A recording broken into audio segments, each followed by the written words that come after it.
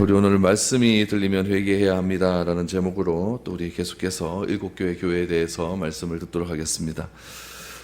두아디라라고 하는 도시는 에베소나 서버나나 버가모보다는 좀 작은 도시입니다.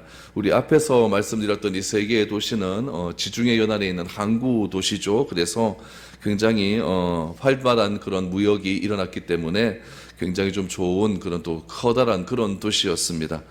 두아디아는 어디에 있는 도시냐면 내륙에 위치한 그런 도시였습니다. 그래서 항구보다는 조금 안쪽으로, 터키 북쪽에 안쪽으로 들어가 있는 그런 도시였습니다.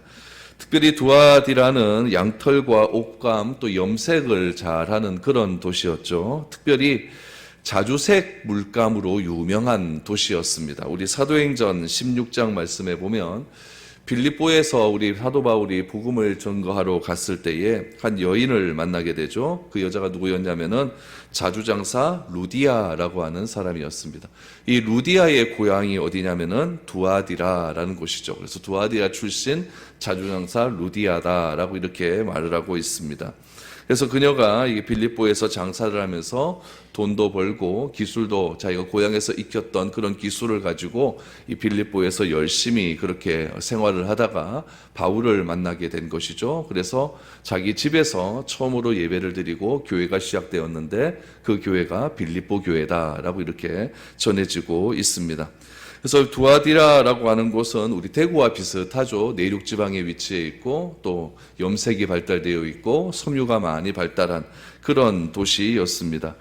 이렇게 염색과 수공업이 발달하다 보니까 조합이라는 것이 이 두아디라에서는 굉장히 또 많이 발달이 되어 있었습니다. 그래서 이 조합은 한 달에 한 번씩 그들이 섬기는 수호신에게 제물을 바쳤습니다. 두아디아에도 이 유대인 공동체가 존재하긴 했었지만은 그렇게 큰 공동체는 아니었습니다. 작은 수들이 모여서 그래도 하나님 믿겠다고 하나님께 예배하며 찬양하는 그런 공동체들이 있었는데 이들은 당연히 우상의 제물들을 거부했겠죠. 우상에게 제사 지내는 것도 거부했고 우상에게 제사 지낸 후에 바쳐지는 그런 제물들을 다 거부한 그런 사람들이었습니다. 그러다 보니까 조합에 가입하지도 못했기 때문에 사회적으로 경제적으로 굉장히 불이익을 당하는 그런 유대인들이 그곳에는 많이 존재해 있었습니다. 특별히 두아디아라고 하는 곳은 굉장히 심각한 문제가 하나 있었는데 그것이 무엇이냐면 음행에 관한 문제였습니다. 그렇다고 두아디라가 이렇게 전혀 장점이 없는 교회는 아니었죠. 그러나 문제는 무엇이었냐면은 교회 전체가 이 음행이라고 하는 죄가 깊이 파고들었다고 하는 점에서 예수님으로부터 많이 책망을 받았던 그런 교회가 두아디라 교회였습니다. 그래서 예수님께서는 이 교회를 더욱더 심한 환난 가운데에서 내던져 두겠다라고 말씀을 하시면서 그 가운데 하나님의 말씀을 증거하겠다라고 말씀을 하시죠. 오늘 이런 배경하에서 두아디라에 나타난 그런 예수님이 어떤 모습으로 나타나셨는지를 살펴보고 또한 그 예수님께서 두아디라 교회에게 어떤 말씀을 하셨는지 오늘 한번 알아가는 그런 시간 되기를 원합니다. 먼저 18절 말씀 한번 보시기 바랍니다. 두아디라 교회의 사자에게 편지하라. 그 눈이 불꽃 같고 그 발이 빛난 주석과 같은 하나님의 아들이 이르시되 라고 말합니다. 주님이 어떻게 나타나고 있냐면은 그 눈이 불꽃 같다라고 말을 합니다. 그 발이 빛난 주석과 같다라고 말을 하고 있습니다. 여러분 불꽃 같다. 여러분 눈이 완전히 막 불꽃처럼 완전히 막 레이저가 막 나가는 거죠. 막 이거는 무엇이냐면은 주님의 통찰력을 말하고 있습니다. 다 보고 있다는 이야기죠. 주님께서 사람의 생각과 다른 사람들이 알지 못하는 모든 일도 다 지금 보고 있다라는 것을 주님의 눈이 불꽃 같다라고 이렇게 표현을 하고 있습니다. 발은 어떻습니까? 빛난 주석과 같다. 아주 단단한 돌과 같다라고 하는 그런 의미겠죠. 여러분 단단한 돌과 같다라고 하는 것은 한번 밟히면 끝장이 난다는 이야기입니다. 이 말은 무슨 말이냐면 심판주로 오셨다라는 이야기죠. 여러분 굉장히 매치가 되지 않습니까? 아주 불꽃 같은 눈으로 사람들이 무엇하는가를 아주 엄밀하게 보고 계시고 잘못한 일이 있으면 어떻게 한다고요? 주석과 같은 발로서 그것을 심판하시겠다, 재판하시겠다라고 하는 그런 영광스러운 모습으로 우리에게 나타나고 있다는 이야기입니다. 보가모 교회나 두아디라 교회나 순결을 잃은 것은 다 똑같습니다. 우리 보가모 교회도 순결이 굉장히 잃었다라고 하는 그런 표현들이 나타나고 있는데, 그 정도가 어떠했냐면 두아디라 교회가 더욱더 심했다라는 것을 우리에게 보여주고 있습니다. 특별히 두아디라 교회 이 지역에서는 아폴로 신 또 황제의 숭배 상상이 굉장히 강했습니다. 그 당시의 사람들은 우리 지난주에도 제가 말씀드렸다시피 황제가 무엇이라고 했죠? 신의 인간으로 모습을 바꾼 그런 현현이라고 말하지 않았습니까? 그래서 황제는 곧 신이다라고 하는 그런 표현의 말씀을 드렸었는데, 그런 황제의 신격화에 대응하는 존재가 누가 나타나는 겁니다. 그러니까 눈은 불꽃 같고 발은 추석과 같은 그런 예수 그리스도가 나타나셔서 그런 황제와 같은 그런 신성을 굉장히 중요시하는 그런 도시 가운데 예수 그리스도께서 모든 것을 통치하신다라고 하는 개념으로 우리에게 나타나고 있다는 이야기입니다. 그래서 이 주님께서 나타난 그런 장면들, 눈은 불꽃 같고 발은 추석과 같다라고 하는 그런 아주 하나님께서 모든 것을 다 아시고 판단하시는 그런 예수님의 모습이 지금 두아디라 교회에 나타나고 있다는 이야기입니다. 그럼 불꽃 같은 눈으로 예수님께서 이 두아디라 교회를 어떤 모습을 보고 계셨을까요? 먼저 19절 말씀을 한번 보십시오. 예수님이 보신 겁니다. 내가 내 사업과 사랑과 믿음과 섬김과 인내를 아노니 내 나중 행위가 처음 것보다 많도다라고 말합니다. 내 사업을 칭찬한다라고 말합니다. 여기서 말하는 사업이라고 하는 것은 비즈니스가 아닙니다. 우리가 무슨 돈 벌고 이게 무역하고 이런 것들이 아니라, 여기서 사업이라고 하는 것은 사업 뒤에 나오는 사랑과 믿음과 섬김과 인내를 뜻하고 있습니다. 그래서 교회 내에서 사랑과 믿음과 섬김과 인내가 아주 풍성해졌다라고 하는 그런 이야기죠. 그런데 문제가 무엇이냐면은 이 주께서 말씀하신 이 사업, 사랑과 믿음과 섬김과 인내가 가면 갈수록 좋아져야 되는데 어떻다고요? 가면 갈수록 안 좋아졌다는 이야기, 용두사미가 됐다는 이야기죠. 그래서 이 사업, 주께서 교회 내에서 했던 그런 모든 사업들이 굉장히 처음에는 활발히 이루어지고 사랑도 좋아지고 믿음도 좋아졌지만은 갈수록 저런 것들이 안 좋아졌다라는 것을 예수님께서 책망을 하고 있습니다. 그리고 우리의 신앙도 보면 그렇지 않습니까? 처음에 보면은 신앙이 굉장히 아주 뜨겁게 믿었던 사람들이 있어요. 그런 사람들이 있는데 갈수록 그 믿음이 점점 식어져가는 그런 사람들이 있다는 이야기예요. 믿음이 여러분, 우리가 날마다 좋아진다는 것이 쉬운 일이 아닙니다. 우리가 섬기는 것도 그렇지 않습니까? 누군가를 섬기는 일도 처음에는 잘 섬깁니다. 잘 섬기다가 그 섬김이 끝까지 그 처음에 가졌던 그런 마음을 가지고 끝까지 가는 것은 쉬운 일이 아니라는 이야기예요. 누군가를 사랑하는 일도 그렇지 않습니까? 결혼하기 전에는 이 사람 아니면 죽을 똥 말 똥 모르고 내가 너에게 다 줄게 이렇게 놓고 시간이 지나갈수록 어떻게 되집니까? 점점 식어져 가는 것을 보지 않습니까? 그래서 이런 것들이 굉장히 그 두아디라 교회에 안 좋은 일로 나타났다라는 이야기예요. 인내는 어떻습니까? 인내라는 것도 조금만 잘하다가 계속적으로 어려운 일이 자꾸만 닥치게 되면은 한계를 드러나는 것이 우리 인간의 연약함 아니겠습니까? 오늘 예수님께서는 두아디라 교회의 사업을 이야기하면서 너희가 처음에는 사랑도 많이 했고 믿음도 좋았고 섬김도 좋았고 인내도 너무너무 좋았지만은 그런 것들이 처음과 같지 않고 갈수록 점점 좋지 않아졌다라는 것을 어떻게 말씀하시냐면은 불꽃 같은 눈으로 그렇게 바라보고 있다라고 말씀을 하고 있다는 이야기죠. 여러분, 교회가 가만히 있는 것보다 무엇인가를 하면서 이렇게 일을 하는 것은 굉장히 중요한 겁니다. 그러나 주님이 두아디라 교회에 있었던 여러 가지 사업들에 대해서 크게 기뻐하는 것이 결코 아니라는 것을 우리는 알 수가 있습니다.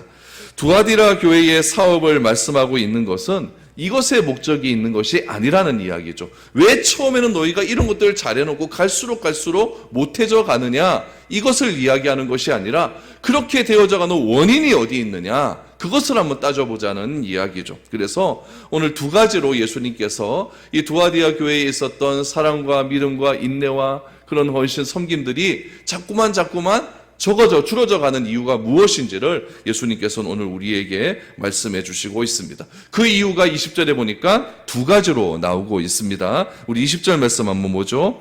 그러나 내게 책망할 일이 있노라. 자칭 선지자라 하는 여자 이세벨을 내가 용납함이니 그가 내 종들을 가르쳐 꾀어 행음하게 하고 우상의 제물을 먹게 하는도다 라고 말합니다. 결정적인 원인 두 가지가 있었다는 얘기죠. 첫 번째는 무엇입니까? 자칭 선지자라는 여자 이세벨을 용납했다라는 이야기죠. 여러분, 이세벨이라고 하는 여자는 성경에서 등장하는 여자 중에서 최고로 나쁜 여자입니다. 아주 나쁜 여자예요. 아주 나쁜 여자예요. 그럼에도 불구하고 우리 사람들은 어떻게 하냐면 이세벨을 제일 부러워합니다. 왜 부러워하냐면은 이세벨은요, 금수저가 아니라 다이아몬드 수저이기 때문에 그렇습니다. 굉장히 배경이 좋습니다. 이세벨의 아버지는 누구냐면은 페니키아의 왕이었습니다. 페니키아의 왕이었던 엣바알이라고 하는 이름을 가진 그런 왕이었죠. 엣바알이라고 하는 뜻은 바알의 제사장이라고 하는 뜻이에요. 그러니까 이 아버지가 이름 자체가 나는 바알의 제사장이다라고 하는 그런 이름의 뜻을 가지고 있죠. 이세벨의 남편은 누굽니까? 아합왕이었죠. 북이스라엘의 그런 굉장히 악독한 왕 아합왕이었죠. 이세벨의 아들도 왕이 되었습니다. 더한 것은 무엇이냐면은 이세벨의 딸이 있는데 그 딸의 이름이 뭐냐면 아달랴입니다. 아달랴. 이 아달랴는 두 번째로 나쁜 여자입니다. 두 번째로 나쁜 여자인데 보통 보면 여러분 우리 할머니나 할아버지가 손주들은 굉장히 이뻐하죠. 이뻐하고 손주들은 굉장히 사랑스러워하는 걸 보게 되는데 이 아달랴라고 하는 여자는 자기가 왕이 되고 싶어서 손주들을 다 죽여버립니다. 손주들 다 죽여버리고 그렇게 왕이 된 여자였어요. 그러니까 이 이세벨이라고 하는 여자는 다 왕가의 집안이죠. 친정도 왕이고 자기 남편도 왕이고 아들도 왕이고 땅도 왕이고 이런 모든 것들이 다 왕이라고 하는 그런 배경을 가지고 있었기 때문에 이 이세벨은 나쁜 여자다 이렇게 생각을 하면서도 그의 배경은 굉장히 부러워하는 것이 우리의 삶의 현실입니다. 여러분, 이세벨이 어려서부터 자기의 아버지였던 페니키아의 왕이었던 바알의 선지자로부터 무엇을 배웠냐면은 바알신을 섬기는 것을 너무너무 잘 배웠어요. 그렇게 바알신을 잘 섬기다가 자기 북이스라엘 아합왕에게 시집을 오게 되었죠. 시집을 와서 북이스라엘 전체가 바알을 섬기는데 최고로 앞장섰던 사람이 바로 이 이세벨이라고 하는 여자입니다. 그러다 보니까 나라와 민족이 점점 어려워져 가는 거예요. 여러분, 한 여자가 가정에 들어와서 잘 될 수도 있고 못 될 수도 있는 거예요. 그 여자가 여러분 잘 된 그런 경우라고 한다면은 가정에도 또 복을 받고 또 잘 될 수가 있는데 이 여자 하나 잘못 들어왔고 온 나라가 이렇게 엉망진창이 되어져 버리는 그런 현실이 되어 버리니까 나라 꼴이 어떻겠습니까? 여러분, 엘리야 선지자가 발메살에서 바알 선지자, 아세라 선지자와 850명과 싸우지 않습니까? 그 850명의 대장이 누굽니까? 이세벨이에요. 그러니까 이 이세벨이라고 하는 여자는 굉장히 이거는 북이스라엘을 나쁜 쪽으로 악한 쪽으로 이끌어갔던 그런 여자였다는 이야기예요. 그런데 이 이세벨을 뭐라고 이야기하냐면은 20절 말씀에 보니까 자칭 선지자다라고 이야기를 하는 거예요. 여러분, 자칭 선지자라고 했으니까 그 사람은 교회로부터 인정을 받습니까? 못 받습니까? 못 받는다는 얘기예요. 내 혼자 선지자라는 얘기예요. 내 혼자 선지자라는 얘기예요. 여러분, 자칭 선지자라고 하는 사람들은 어떤 경우에 많이 등장을 하냐면은 직통 계시를 받는 거예요. 직통 계시. 하나님과 나와가 직통적으로 계시를 받는다라고 하는 말하는 사람들이 자칭 선지자입니다. 여러분, 어느 교회나 그때나 지금이나 이 직통 계시가 과근이에요. 직통 계시를 받는다고 하는 사람을 여러분 조심해야 됩니다. 유튜브나 이런 데를 봐도 어떤 예배 실황을 봐도 여러분 그렇게 말하는 사람들이 있어요. 막 병고침을 막 한다고 하면서 뭐라고 이야기하냐면은 저기 뒤에 세 번째 줄 류마티스 관절염이 있는 분이 있는데 그분에게 하나님께서 지금 나에게 말씀하셨습니다. 나을지어다. 이렇게 얘기해 버려요. 이게 직통 계시예요. 그런 사람들이 여러분 얼마나 많이 있는지 모릅니다. 그런 사람이 쓴 책도요, 지금 굉장히 시중에 많이 나와 있어요. 이런 것들이 문제라는 이야기죠.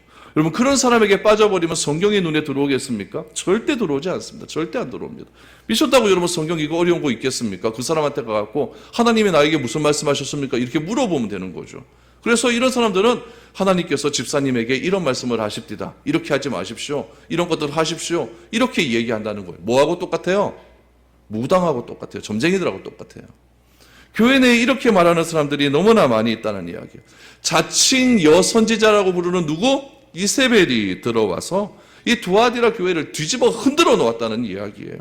하나님의 음성을 듣는다고 말을 하면서 하나님께서 당신에게 지금 이런 말 한다고 합니다.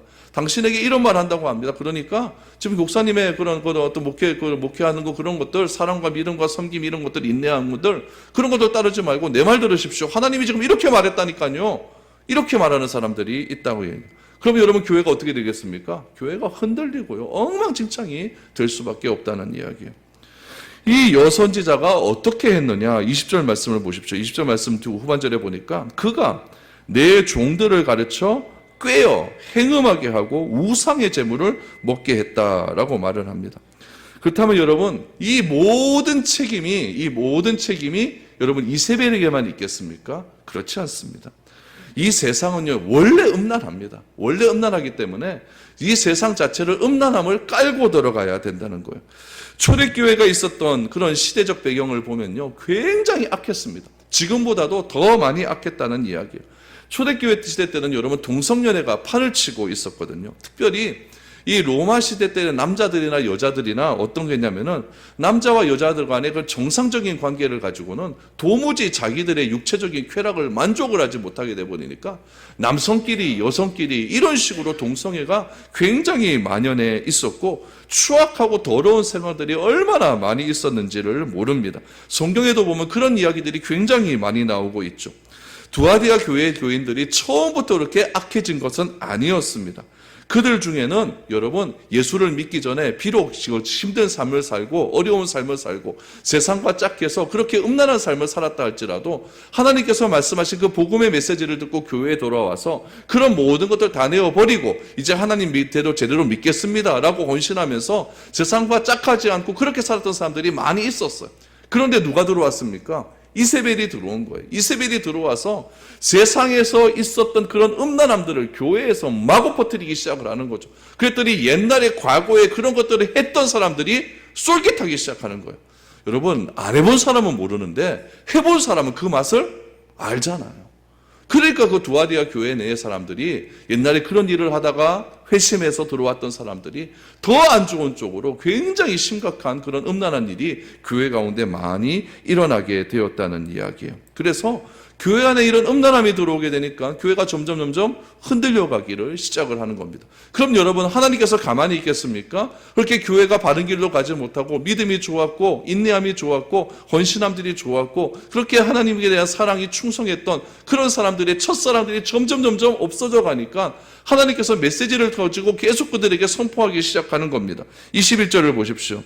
또 내가 그에게 회개할 기회를 주었으니 자기의 음행을 회개하고자 하지 아니하는도다 라고 말합니다. 지금 하나님께서 무슨 기회를 주셨다? 회개할 기회를 주셨다라는 거예요.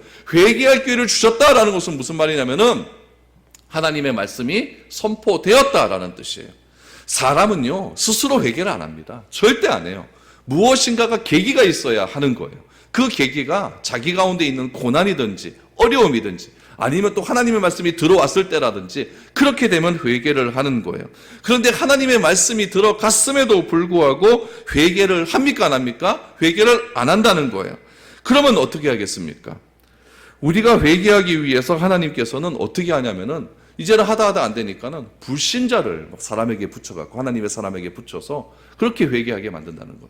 여러분 그런 일들이 하박국에 일어나는 거예요. 남유다가 점점 망해져 갑니다. 망해져 가는데 하박국에게 하나님이 임하십니다. 뭐라고 말씀하시냐면은 너의 나라가 회개하지 않으니까 내가 바벨론이라고 하는 나라를 들어서서 내가 남유다를 치겠다라고 말을 합니다. 하박국이 뒤집어지는 거예요. 어떻게 하나님의 택한 민족을 저 하나님을 모르는 이방 민족의 손에 붙여서 회개하게 만듭니까? 라고 말하는 거죠. 그런 하나님과의 논쟁이 하박국에서 계속 일어나는 거예요.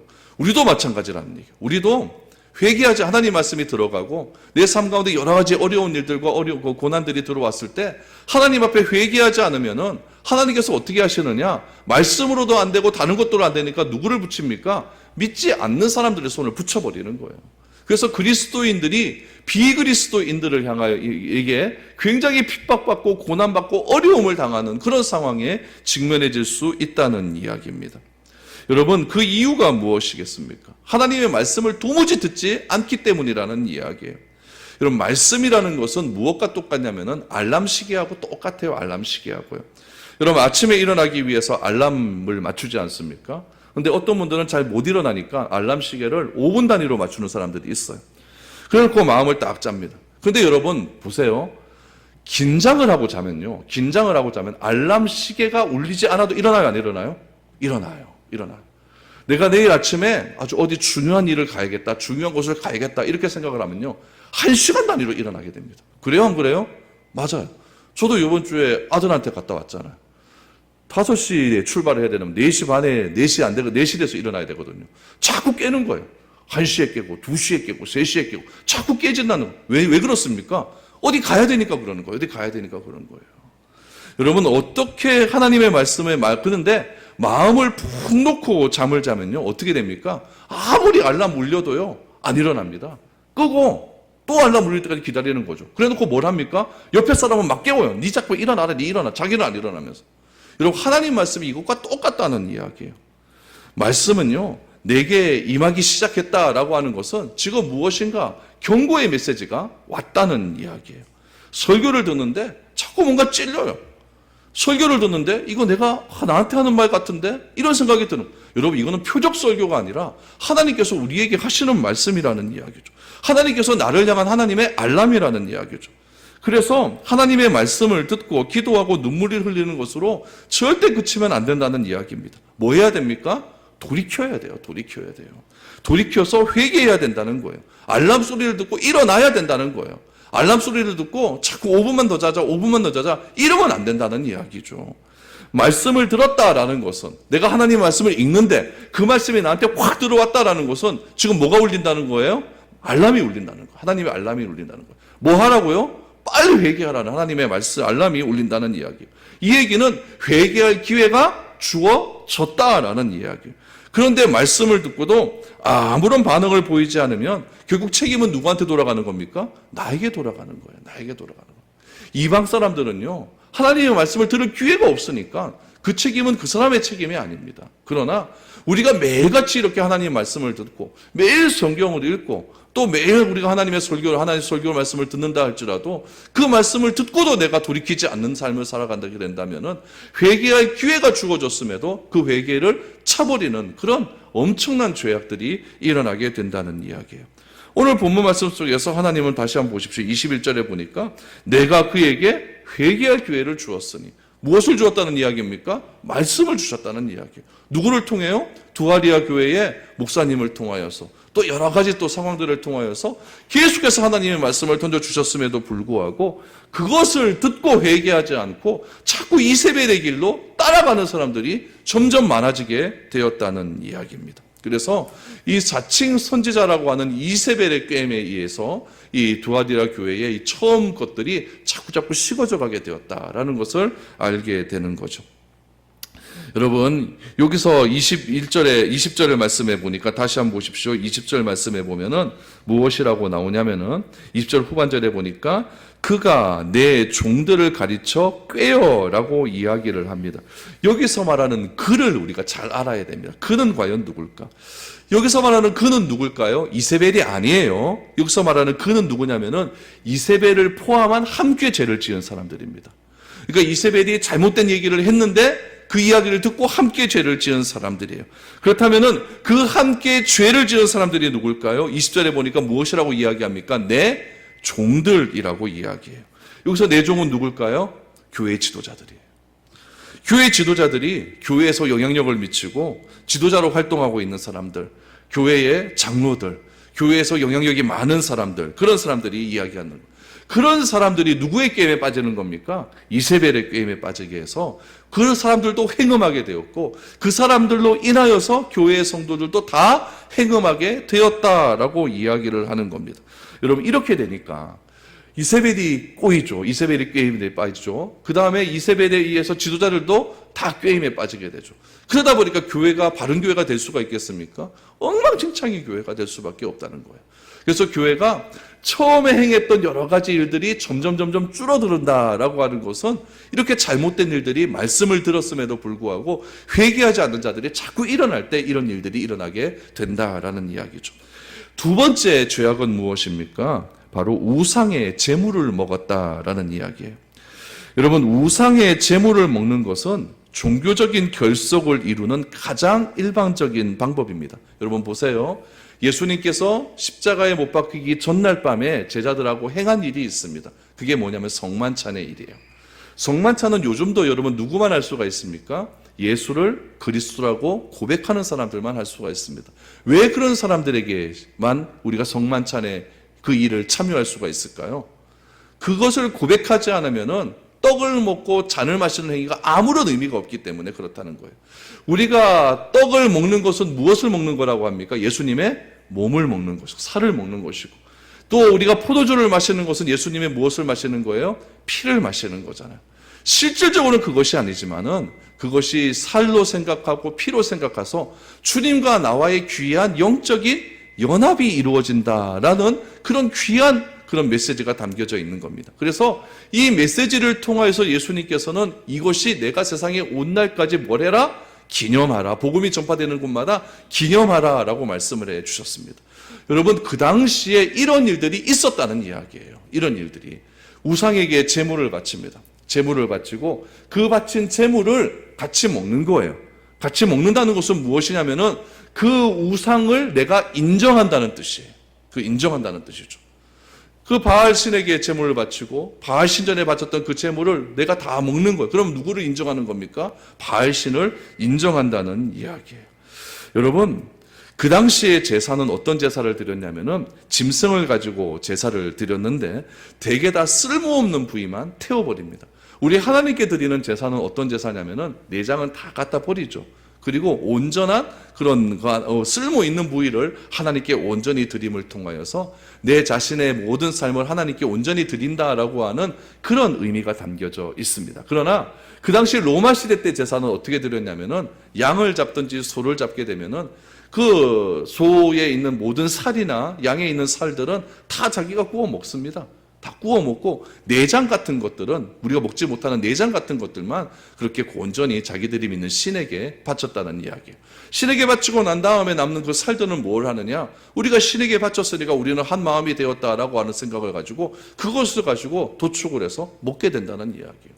그런 일들을 누가 했다? 투아디아 교회가 했다라는 이야기예요. 우리 투아디아 교회 그 지역에는 무엇이 있다고 했습니까? 유대인 공동체가 있다고 그랬죠. 그 유대인 공동체가 조합에 가입하지 않았다 그랬잖아요. 조합에 가입을 하지 않아서 여러 가지 경제적인 어려움들이 많이 있었다고 얘기했는데 그 사람들이 이야기하는 거죠. 이 고기만 먹으면은 너희가 조합에 가입한 것으로 인정해 줄게. 이렇게 생각을 해서 이 사람들을 굉장히 영적으로 무지하게 만드는 일들이 일어나게 되었다라는 이야기죠.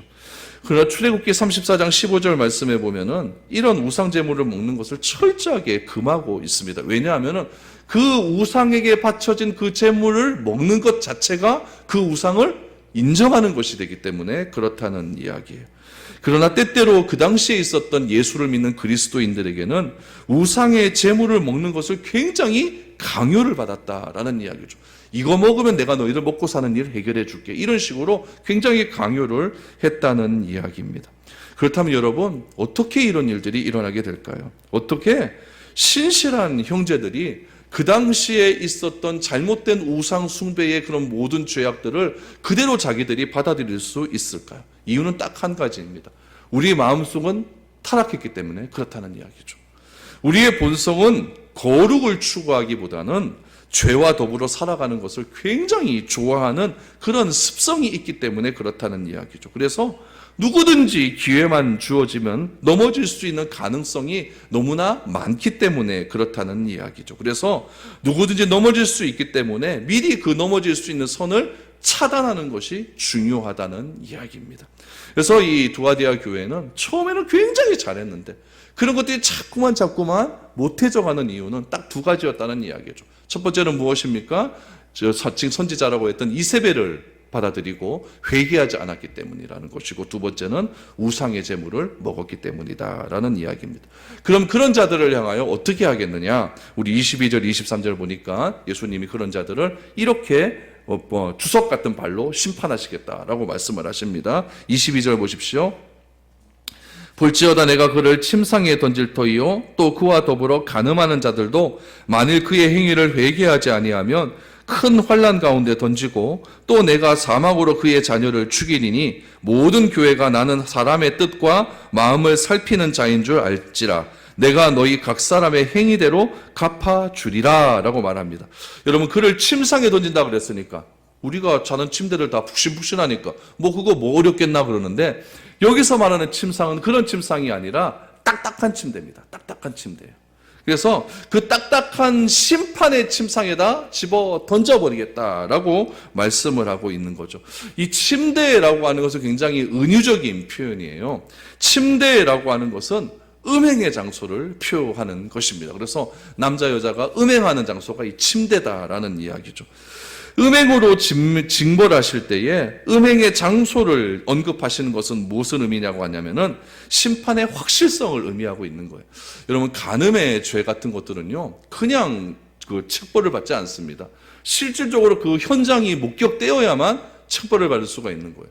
우리 예수님도 간음한 여인을 앞에 뒀을 때 어떻게 했습니까? 그 사람이 여러분, 간음이라고 하는 것을 여러분, 그냥 보이는 곳에서 하는 사람이 어디 있겠습니까? 다 은밀한 곳에서 하잖아요. 근데 그 은밀한 곳에서 하는 것들을 누가 덮쳤습니까? 바리새인들이 가서 덮쳤다는 것은 무엇이냐면은 그것을 책잡겠다는 이야기예요. 그것을 시험하겠다는 이야기죠. 그렇게 은밀한 곳에서 간음하는 여인을 예수님께 데려와 버리는 거예요.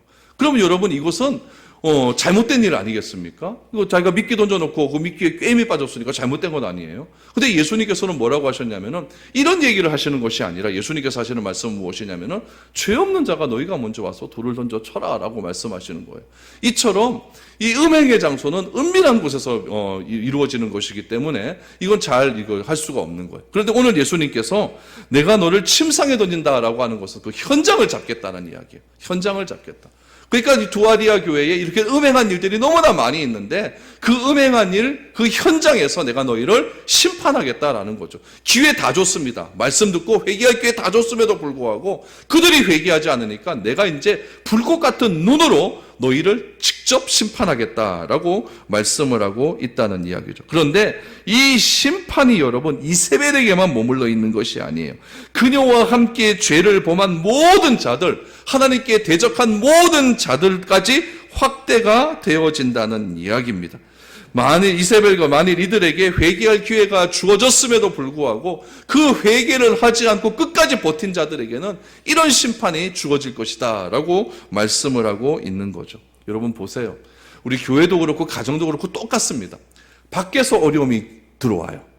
돈 때문에 어려움이 들어온다든지 무슨 관계 때문에 어려움이 들어온다든지 이러면요, 버틸 수는 있어요. 돈 때문에 어려움 들어오면 어떻게 해서 사람한테 빌리고 어떻게 해서 내가 열심히 일을 해서 좀 이길 수 있는 것 아닙니까? 그런데 이건 다 보면 두아디아 교회의 문제는 무슨 문제입니까? 밖에서 들어온 것이 아니라 내부적인 문제예요. 내부적인 문제.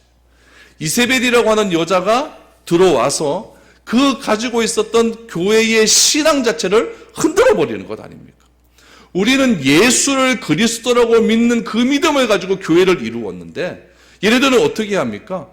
바알 신에게, 잘못된 신에게, 로마의 신에게, 제우스 신에게 그렇게 바쳤던 그 재물을 너희가 먹음으로 그 재물을 바친 그 신을 인정하라고 말하고 있는 것 아닙니까? 그러니까 이것은 내부의 문제예요. 내부의 문제다 보니까 서로와 서로 간의 믿음이 다 깨어져 버립니다. 서로가 서로 간에 사랑했었고 서로가 서로 간에 인내했었고 서로가 서로 간에 격려했었던 그런 마음이 다 무엇으로 이루어진 마음이냐면은 한 믿음을 가지고 한 사랑을 가지고 그렇게 이루어졌던 마음이었는데 그것들이 다 깨어져 버렸다는 이야기. 내부에서 갈등이 일어나고 내부에서 사람을 믿지 못하고 내부에서 성도들을 믿지 못하고 내부에서 사람들을 째려보고 이렇게 되어버리니까 교회가 될 수가 없다는 얘기예요. 교회가 왜 무너집니까? 여러분, 교회가 밖에서 들어오는 그것 때문에 무너집니까? 아니에요. 다 내부적인 문제로 교회가 다 쪼개지고 갈라지는 이유는 다 거기에 있다는 이야기예요. 오늘 본문의 말씀은 외부에서 어떤 사람이 들어와가지고 그 사람에게 어떤 직통계시가 내렸다고 얘기하면서 자꾸 내부적으로 믿음을 분열케 하고 믿음을 어지럽게 하는 그런 일들이 교회 가운데 들어오다 보니까 교회가 지금 갈라지고 어려운 일들이 지금 생겨나게 되는 겁니다. 그래서 예수님께서는 이런 자들을 가만두지 않겠다라고 이야기를 하고 있다는 이야기예요. 23절 말씀해 보면 그의 자녀를 죽이겠다라고 말하지 않습니까? 그의 자녀들이 누굽니까? 이세벨 추종자들입니다. 그럼 이세벨 추종자들이라고 그랬죠. 그 추종자들은 원래 누구의 어디 사람들이었습니까? 이 두아디아 교회 성도들이었어요. 회개하지 않고 자꾸 이세벨 직통계시 따라가겠다고 한다면 그 사람들을 죽여버리겠다라고 말하는 겁니다. 그 사람들을 향하여서 행한 대로 갚아주겠다라고 말씀을 하고 있는 거죠. 그러나 두아디아 교회에도 이런 풍조에 말려들지 않고 끝까지 자기 자신을 지키는 사람들도 있었다는 이야기죠. 24절 보십시오. 두아디아에 남아있어 이 교훈을 받지 아니하고 소위 사탄의 깊은 것을 알지 못하는 너희에게 말하노니 다른 짐으로 너희에게 지울 것은 없노라 라고 말합니다. 두아디아 교회에 남아있어. 그래서 남아있어. 이 말은 무슨 말이에요? 이세벨의 교훈을 받지 않고 음행하는 일에 참여하지 않고 하나님의 말씀이 주어졌을 때 회개하는 자들을 뜻합니다. 사탄의 깊은 것을 알지 못하는 순전한 자들을 의미하고 있는 것입니다. 예수님은 그들에게 다른 너희에게 지울 것이 없다라고 그렇게 선언을 해버리죠. 이것은 이세벨과 그를 따르는 자들에게 선포한 심판의 메시지는 너희 남은 자들에게는 해당되지 않는다라는 얘기예요. 특별히 여러분 24절을 자세히 보세요. 사탄의 깊은 것이라고 해요. 사탄의 깊은 것. 여러분 이것은 무엇이냐면 영적인 것이라는 이야기예요. 사탄은 영적인 존재입니다. 그렇기 때문에 이 영적인 존재를 내가 알려고 호기심을 가지고 자꾸 다른 것을 찾는 사람들이 있어요. 여러분 요즘에 유튜브를 보면요. 이런 다른 것에 유혹을 해서 자꾸 성경의 가르침과는 반대되는 이야기를 하는 유튜버들이 굉장히 많이 있습니다. 그러나 성경은 영적인 책입니다. 사탄에 대해서 알고 싶으면은 무엇을 보시면 되냐면은 사복음서를 자세하게 읽어보십시오. 거기 보면은 예수님께서 그런 영적인 존재를 어떻게 대항하신지 다 나와 있습니다. 그 영적인 존재가 어떻게 우리 사람들을 유혹하는지도 다 나와 있어요. 뭔가 궁금한 것이 있으면은 다른 것을 보지 마시고 성경을 보십시오. 그러면 나와 있어요. 성경을 안 보고 자꾸 다른 것을 보니까 거기에 내가 꾀임에 빠져서 그것이 진짜인 줄 알고 진실이신 성경의 말씀을 자꾸 내가 외면하는 그런 상황에 빠져버리게 되는 거예요. 사탄의 깊은 것을 이야기합니다. 사탄의 깊은 것을 알지 못하는 너희에게 내가 말한다라고 말합니다. 이 말은 이세벨의 유혹에 빠지지 않는 자들이 끝까지 하나님의 말씀을 지키고 끝까지 하나님의 기준을 지켜서 그 말씀대로 행하려고 했던 자들은 다른 짐으로는 너희에게 지울 것이 없다라고 말을 하고 있는 겁니다. 여러분 사람에 대해서 하나님에 대해서 이 세상에 대해서 가장 깊은 깊게 알려주는 것은 무엇밖에 없다고요? 성경밖에 없습니다. 성경은 우리에게 영적으로 가장 깊은 것을 알게 해주는 책입니다. 그래서 여러분 어떤 호기심이 일어나게 된다고 한다면은 그 호기심을 지도 없이 자꾸 다른 것에 인터넷에 그렇게 의존하지 마시고 성경에서 그것을 어떻게 이야기하고 있는가 자세하게 보시면은 여러분 성경의 기준에서 의해서 판단하시면은 그런 잘못된 것들에서 우리가 해방될 수 있다는 이야기입니다. 그래서 25절에 보십시오. 25절에 보니까 다만 너희에게 있는 것을 내가 올 때까지 굳게 잡으라. 굳게 잡으라. 너희에게 있는 것이 무엇일까요? 하나님의 말씀의 기준입니다. 그거 끝까지 잡고 있으라라고 이야기하고 있는 거죠. 주님이 우리에게 요구하시는 것도 이것밖에 없습니다. 세준이 다시 이 땅에 오실 때까지 온전히 하나님 말씀 붙들고 나의 믿음을 굳건하게 지킬 수 있는 그런 믿음이 필요하다라는 이야기죠. 그런 자들에게 예수님께서는 이기는 자다라고 또 말씀을 해주시면서 세 가지의 놀라운 은혜를 베풀어 주십니다. 첫 번째는 무엇입니까? 26절 말씀해 보니까 만국의 권세를 너희에게 주겠다라고 말을 하고 있습니다. 두 번째는 무엇입니까? 만국을 다스리는 권세를 주겠다라고 27절에서 이야기하죠. 그가 철장을 가지고 그들을 다스려 질그릇 깨뜨리는 것과 같이 하리라. 나도 내 아버지께서 받은 것이 그러하리라 라고 말씀하시면서 만국을 다스리는 권세도 주겠다. 마지막 세 번째는 무엇입니까? 28절 말씀해 보니까 새벽별이라고 이야기하죠. 내가 또 그에게 새벽별을 주리라. 새벽별은 여러분 다윗의 뿌리를 상징하고 있습니다. 다윗의 뿌리는 누굽니까? 예수님이죠. 예수님을 상징한다는 겁니다. 그래서 이 새벽벽을 주시겠다라고 하는 것은 메시아가 다스리시는, 예수님이 다스리는 통치함 속에 우리가 포함되겠다라고 말씀을 하고 있는 겁니다. 이 새벽절이 여러분 지저스 모닝 스타 그래갖고 정명석이가 아닙니다. JMS가 아니라 이 새벽정은 여러분 다윗의 뿌리, 다윗의 후손 예수 그리스도를 의미한다라는 것을 꼭 기억하시기 바랍니다. 여러분 신앙은 여러분 마지막으로 말씀드리고 마칠게요. 신앙은 100m 달리기가 아니에요. 신앙은 아주 오랫동안 경주하는 겁니다. 그래서 순간순간에 일어나는 일들 가지고 여러분의 감정이 동요될 필요가 없습니다. 어떤 날은 기뻤다가 어떤 날은 좋았다가 이렇게 할 필요가 없다는 이야기예요.